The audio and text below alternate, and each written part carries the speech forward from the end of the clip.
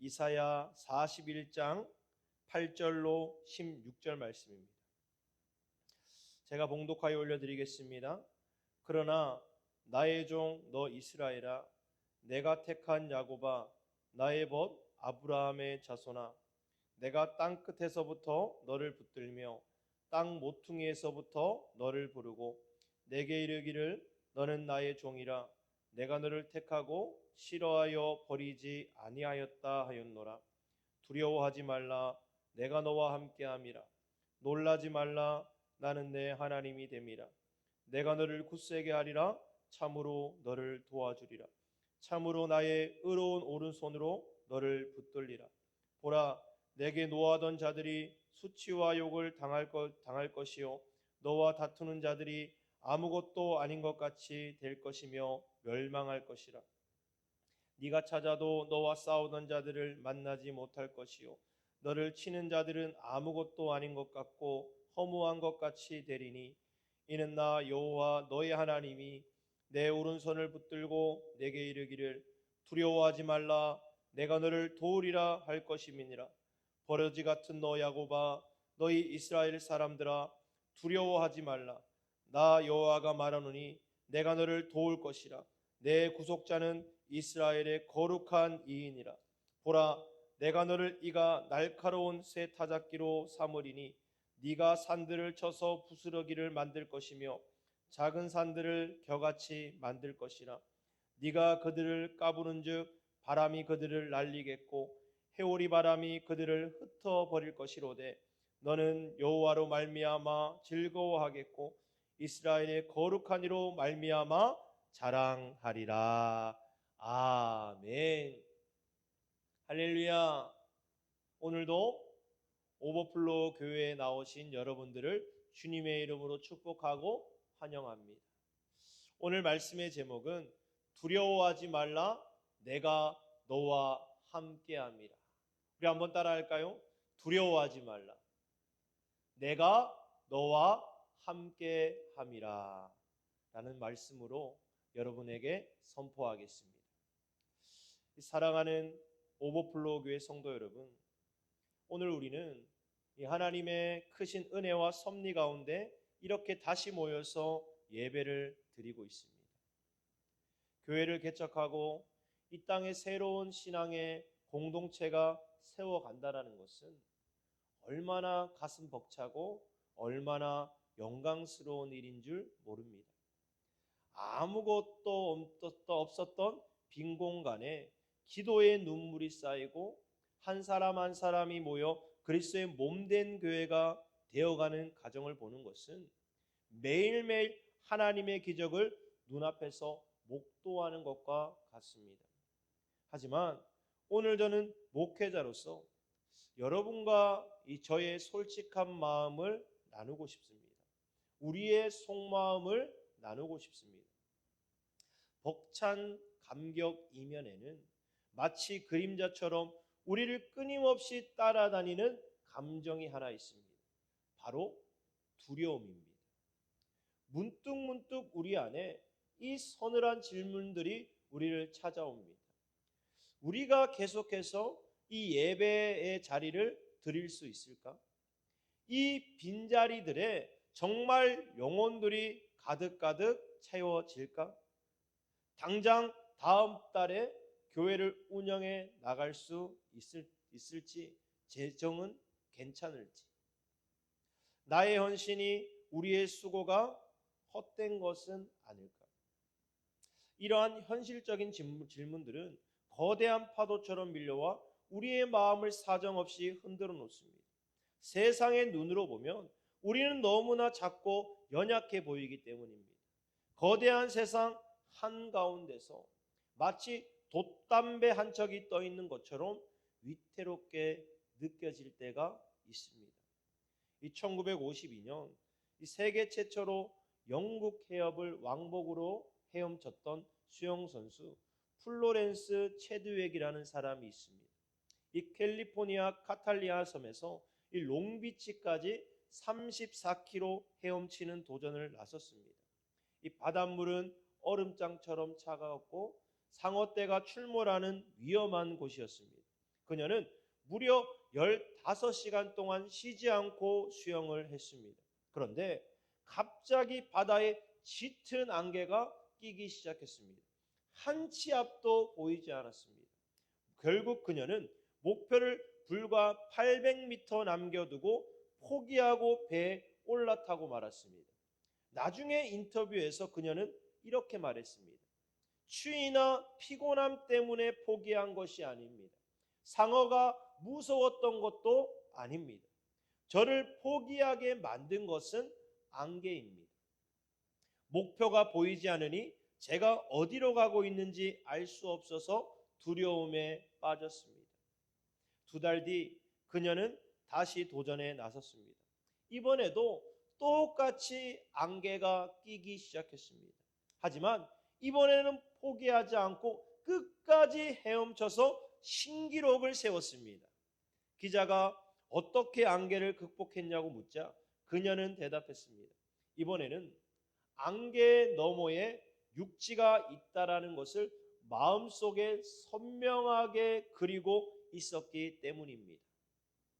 성도 여러분, 개척교회를 섬기는 우리의 상황이 마치 이 짙은 안개 낀 바다를 수영하는 것과 같습니다.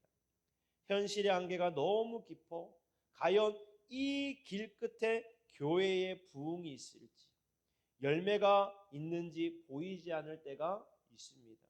그래서 우리는 지치고 두려울 때가 있습니다.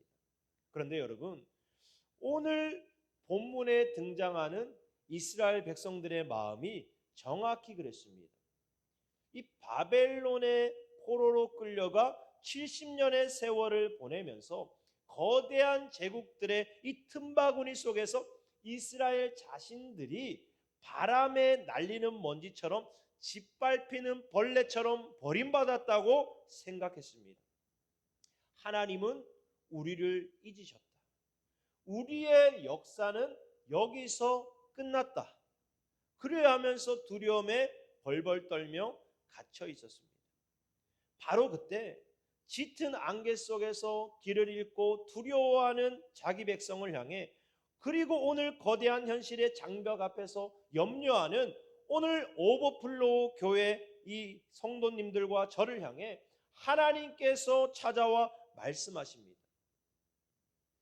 오늘 본문을 통해 안개를 걷어내고 우리의 시선을 하나님께를 향하게 하는 3가지 위로와 확신의 메시지를 듣고 돌아갈 때에 우리가 다시 한 번 더 명확하게 하나님을 바라보는 우리가 되기를 주의 이름으로 축복을 드립니다.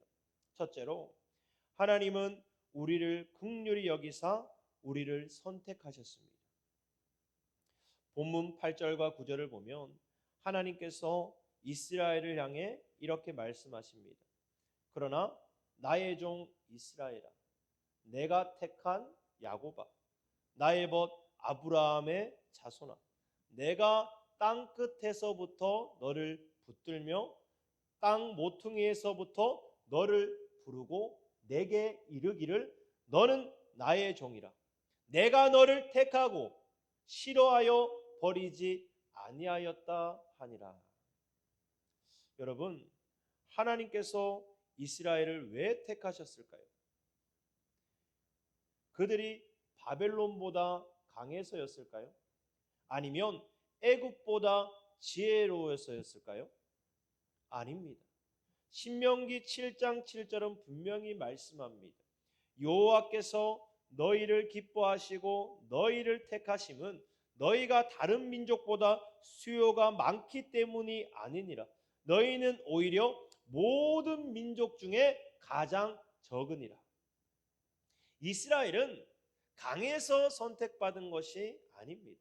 전적인 하나님의 은혜 가운데 선택받았습니다.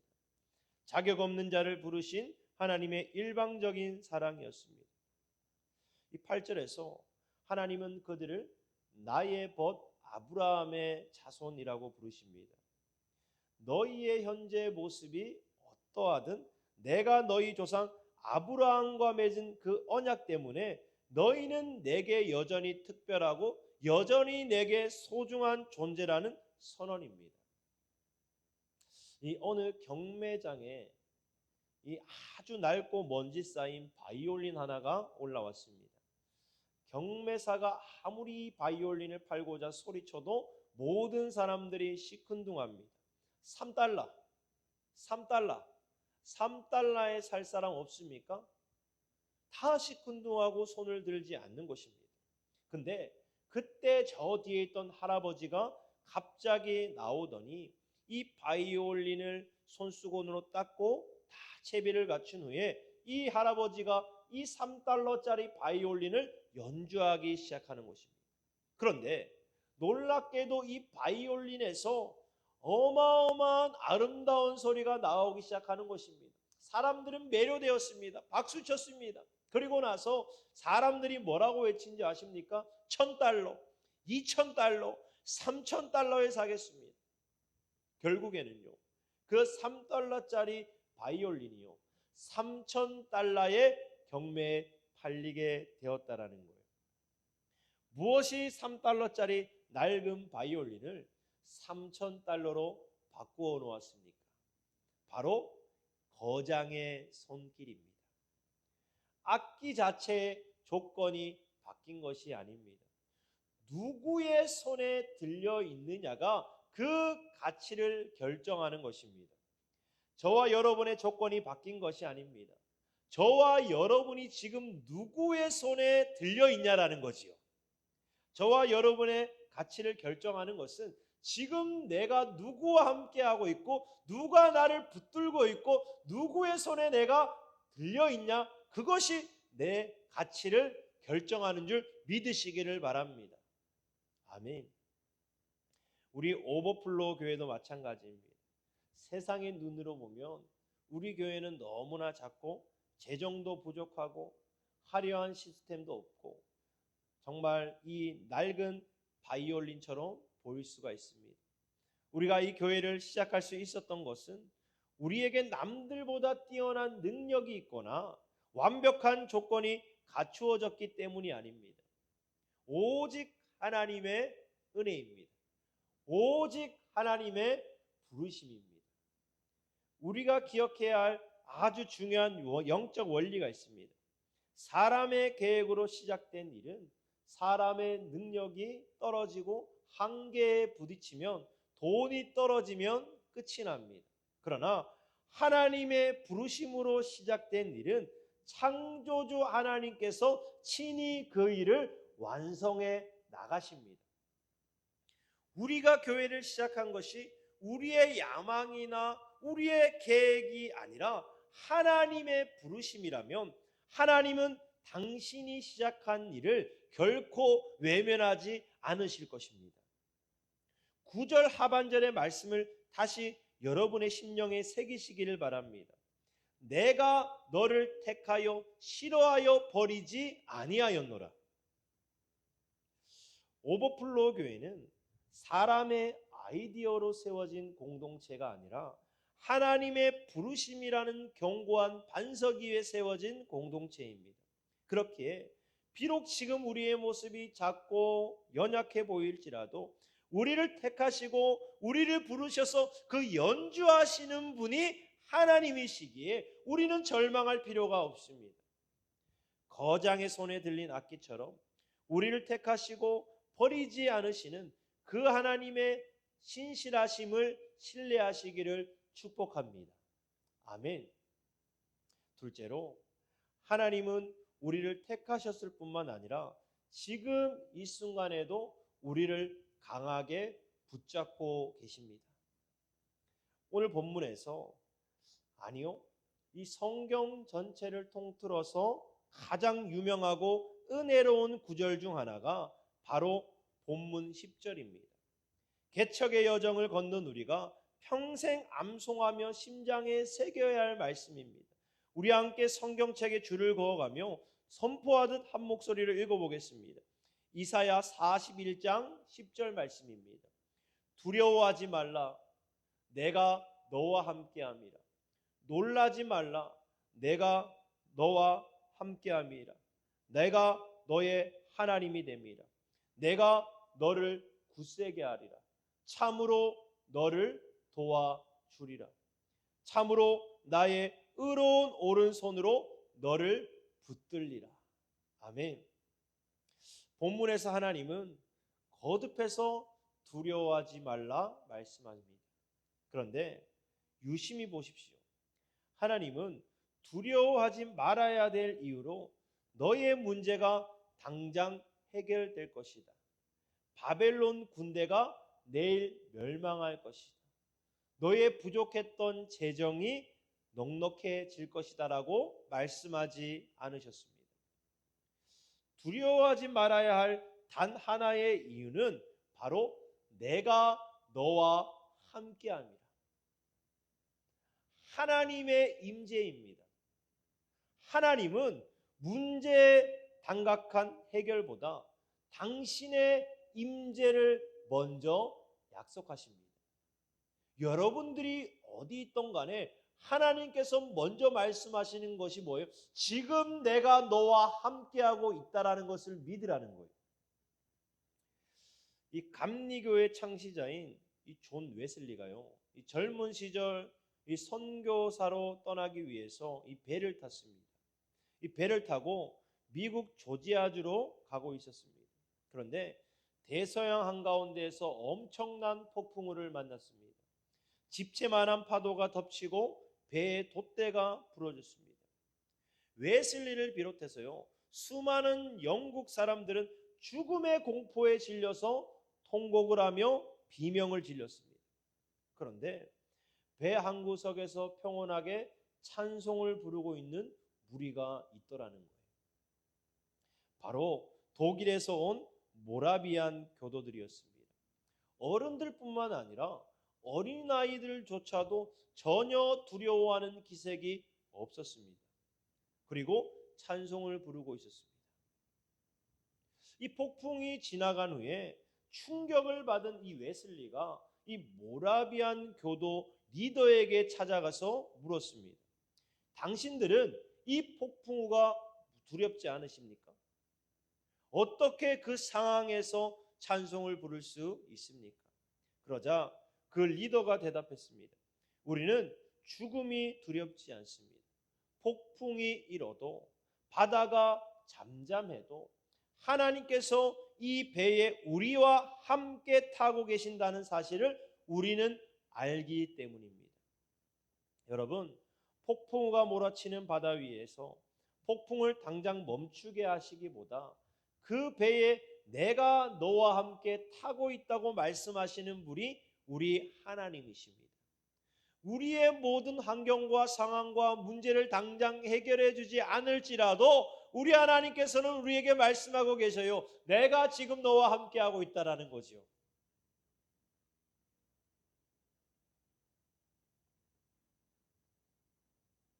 할렐루야. 믿으시기를 바랍니다. 아멘. 여러분, 이 13절에 보면 뭐라고 말씀하셔요? 이는 나 여호와 너의 하나님이 내 오른손을 붙들고 내게 이르기를 두려워하지 말라, 내가 너를 도우리라 할 것임이니라. 여러분, 이 길을 걸어갈 때 어린아이가 아버지의 손을 붙잡는 것과 아버지가 어린아이의 손을 붙잡는 것, 어느 쪽이 더 안전합니까? 아이가 아버지의 손을 잡고 가다가 돌뿌리에 걸려서 넘어지면 그 손을 순간 놓치게 되어집니다. 그러나 아버지가 그의 손을 붙들고 있으면 아이가 돌뿌리에 걸려 넘어질지라도 아버지가 그 손을 꽉 붙들고 있기 때문에 넘어지지 않는 것입니다. 아버지가 그 강력한 팔로 아이를 번쩍 들어 올리기 때문입니다. 우리의 신앙생활이 이와 같습니다. 우리는 종종 착각합니다. 우리가 기도를 열심히 해서 내가 헌신을 많이 해서 하나님의 손을 꽉 붙잡고 있다. 하지만 고난이 오고 재정의 위기가 오고 사람의 관계에서 상처를 받으며 우리가 잡고 있던 그 손은 여지없이 힘이 풀립니다. 우리의 믿음은 너무나 쉽게 바닥을 드러냅니다. 하지만 여러분 걱정하지 마시길 바랍니다. 우리가 하나님의 손을 붙잡고 있는 것이 아닙니다. 하나님의 그 능력에 의로운 오른팔로 우리를 오늘도 꽉 붙잡고 있기 때문입니다. 여러분의 삶과 오늘도 오버플로우 교회를 꽉 붙잡고 있다라는 거예요. 우리의 얄팍한 믿음보다 훨씬 더 확실하고 안전한 것은 우리를 붙드시는 하나님의 변함없는 신실하심입니다. 개척교회의 가장 큰 자산은 은행 잔고가 아닙니다. 훌륭한 프로그램이나 화려한 건물이 아닙니다.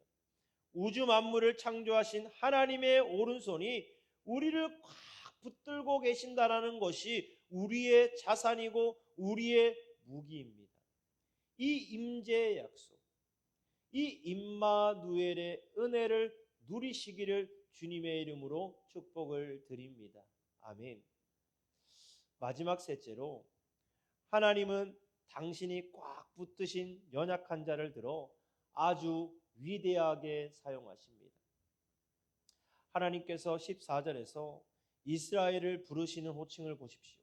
방금 전까지는 나의 벗, 나의 택한 종이라고 부르시던 하나님이 갑자기 이렇게 말씀하십니다. 이사야서 41장 14절입니다.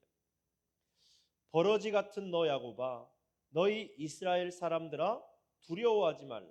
나 여호와가 말하노니 내가 너를 도울 것이라. 내 구속자는 이스라엘의 거룩한 이인이라. 버러지 같은 야곱아, 참으로 적나라하고 충격적인 표현입니다. 하지만 사실 이것이 이스라엘이 거대한 이 바벨론 제국 밑에서 스스로를 바라보는 자아상입니다. 저와 여러분은 스스로를 바라보는 자아상이 어떻습니까? 아무도 거들떠보지 않는 존재, 발길에 채여 질파펴도 아무 소리 못하고 죽어가는 벌레 같은 무력한 존재. 사랑하는 성도 여러분, 개척의 척박한 현실 속에서 어쩌면 우리도 이 이스라엘 같을 때가 있습니다.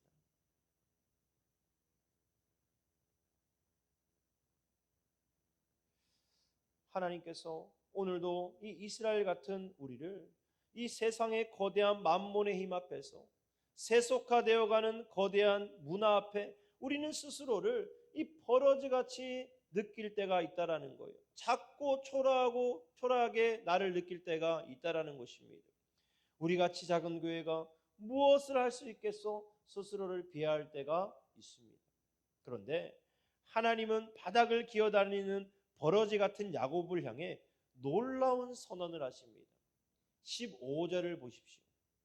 보라, 내가 너를 이가 날카로운 새 타작기로 삼으리니 네가 산들을 쳐서 부스러기를 만들 것이며 작은 산들을 겨같이 만들 것이라. 할렐루야! 아멘.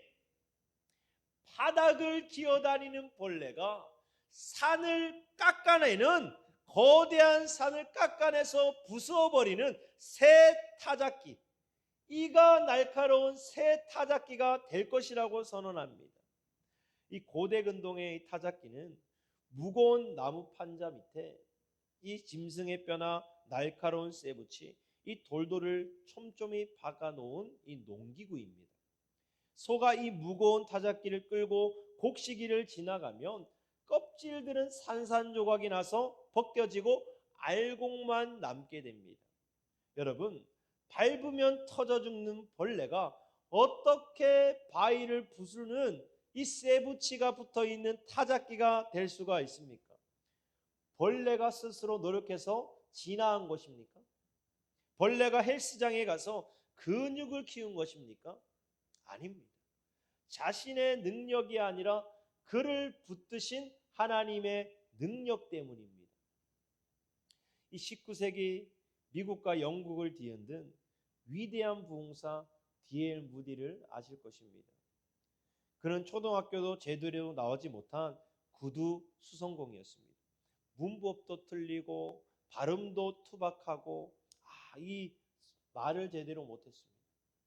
한 번은 그가 설교할 때 어떤 교만한 학자가 다가와서 오늘 당신의 설교를 들었는데 당신의 설교 중에 문법을 18번이나 틀렸으라고 말을 했습니다.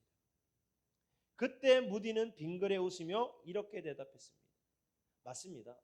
저는 무식해서 문법을 계속해서 틀립니다. 그러나 저는 제가 가진 그 부족한 모든 것을 하나님의 영광을 위해 온전히 바쳤습니다. 그런데 당신은 당신의 그 완벽한 문법과 지식으로 하나님을 위해 무엇을 하고 계십니까?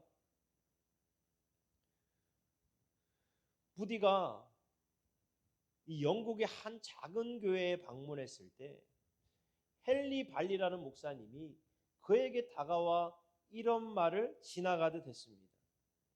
무디 선생님, 세상은 아직 한 사람이 하나님께 온전히 헌신되었을 때 하나님께서 그 사람을 통해 얼마나 위대한 일을 하실 수 있는지 보지 못했습니다.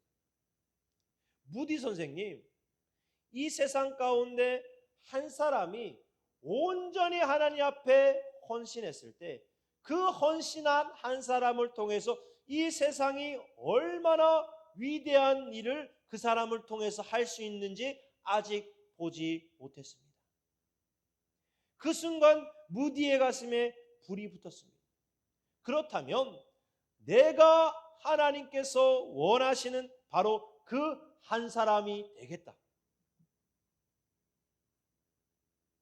초등학교도 나오지 못한 구두수성공, 세상의 눈에는 버러지처럼 보였던 무디 하나를 통하여서 하나님의 손에 붙잡히자 무려 1억 명의 사람들에게 복음을 전하는 날카로운 타작기가 되었습니다. 하나님은 이미 강하고 잘난 사람, 콧대가 높은 사람을 뽐내듯 쓰시는 사람이 아닙니다. 하나님은 자신의 약함을 철저히 인정하고 주님, 저는 벌레같이 연약합니다. 주님 없이는 단 한순간도 설 수 없습니다. 이렇게 고백하는 자를, 이렇게 엎드려서 고백하는 자를 붙드셔서 하나님의 강하심을 드러내십니다. 이것이 바로 복음의 핵심입니다. 우리 예수님을 보십시오. 예수님은 당대의 엘리트, 바리새인, 이 종교 권력자들을 제자로 부르지 않으셨습니다. 냄새나는 갈릴리의 어부들, 매국노라 손가락질 받았던 세리, 세상에서 소외되고 연약한 자들을 택하셔서 생명의 복음을 온 세상에 전하셨습니다. 사도 바울은 고린도전서 1장 27절에서 분명히 선언합니다. 그러나 하나님께서 세상에 미련한 것들을 택하사 지혜 있는 자들을 부끄럽게 하려 하시고 세상의 약한 것들을 택하사 강한 자들을 부끄럽게 하려 하심이라. 우리 오버플로우 교회도 마찬가지입니다. 우리 교회가 세상적인 조건이 좋아서 모인 숫자가 많아서 시스템이 타결해서 쓰임받는 것이 아닙니다. 우리가 스스로 벌레와 같이 연약합니다 고백하며 하나님께만 전적으로 매달릴 때 하나님은 이 작은 교회를 이가 날카로운 새 타작기로 반드시 사용할 것입니다. 우리를 얽매고 있는 지역의 견고한 진들을 쳐서 부스러기를 만들고 방황하는 영혼들을 구원하여 지역사회를 변화시키는 놀라운 도구로 사용하여 주실 줄로 믿습니다. 확신합니다.